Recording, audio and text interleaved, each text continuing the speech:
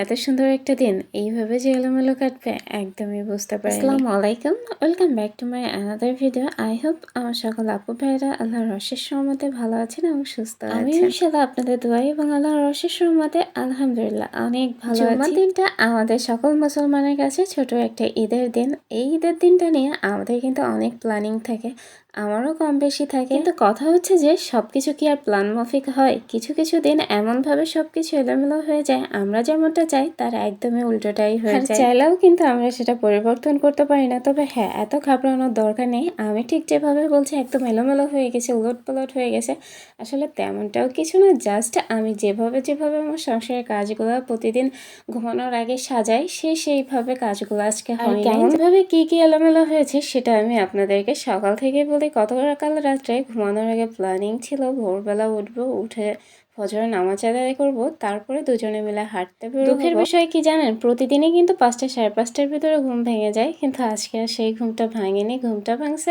একদম 6:30টার দিকে।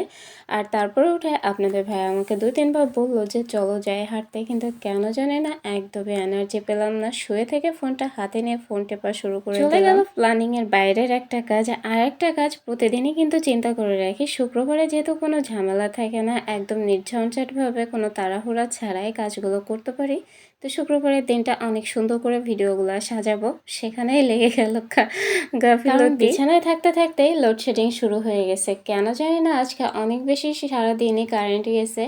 তো 8:30 নাগাদ কারেন্টটা গেছিলো, তো 9:30 পর্যন্ত ওয়েট করার পরও কারেন্ট আসে না। কি আর করা, অন্ধকারের ভিতরে তো কোনো ভিডিও করা সম্ভব নয়। তো অফ ক্যামেরায় আমি সকালের নাস্তাটা করে নিয়েছি। আজকে সকালে নাস্তায় করেছিলাম রুটি, চা, আর গতদিনের করলা ভাজি ছিল, মাছের তরকারি ছিল।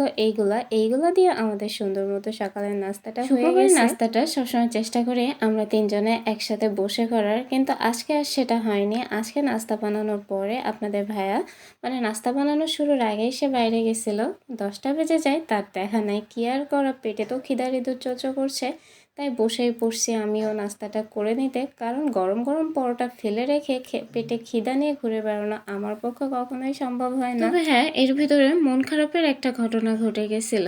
সেটা হচ্ছে গত 1.5 মাস আগে আমার বাসায় কিন্তু একটা বিড়াল এসে হাজির হয়েছিল।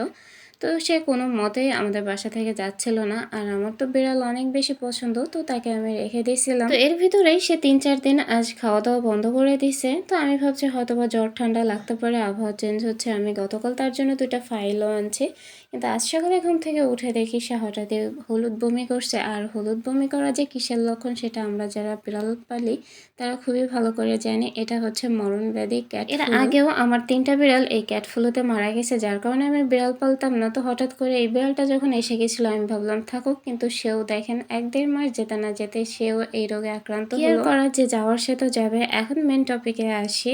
আজকে কিন্তু ঘরের কাজকর্ম সব কিছুই শেষ করে ফেলেছি, আর আজকে খালা আসেনি।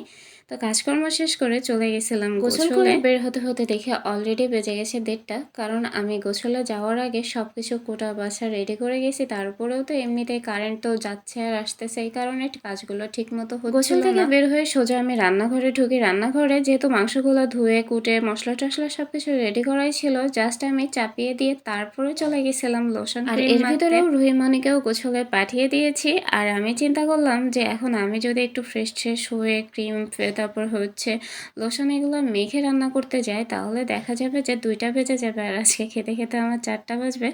যার কারণে সময় বাঁচানোর জন্য আগে আমি কিন্তু মাংসটা চাপিয়ে দিয়ে তারপরে কাজগুলো সারি। আর এইদিকে এসে দেখি কষানোর যে পানিটা দিয়েছিলাম সেটা কিন্তু শুকিয়ে গেছে।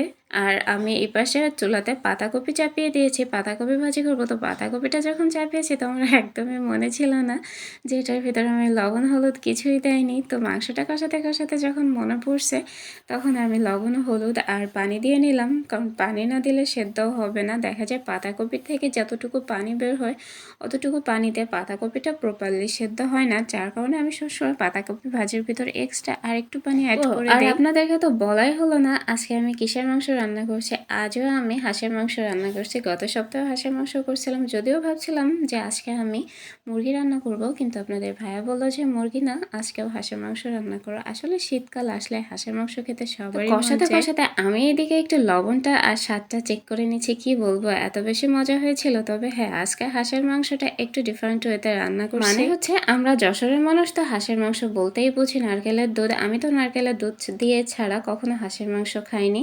তো আজকে মানে ঘরে একটা নারকেলও ছিল না, আর বাজারেও ছিল না, কি আর করা। তো আমি ভাবলাম নারকেলের দুধ ছাড়াই হাঁসের মাংসটা রান্না করি। তো ফার্স্ট টাইম হাঁসের মাংসটা নারকেলের দুধ ছাড়া রান্না করলাম, আর এত এত বেশি মজা হয়েছিল, একদম পেট পুরে দুপুরে ভাত খেয়েছি। আজকের ভিডিওটা আমি এখানে স্টপ করে দিব, কারণ আজকে শুক্রবার বিকালের দিকে তেমন কোনো কাজকর্ম থাকবে না, বা কোথাও আজকে বেরো হব না, যার কারণে ভিডিওটা অন হবে না। তো সবাই ভালো থাকবেন, সুস্থ থাকবেন। আমার ভিডিওগুলো আপনাদের কাছে কেমন লাগে অবশ্যই কমেন্ট বক্সে কমেন্ট করে জানাবেন। আল্লাহ হাফেজ।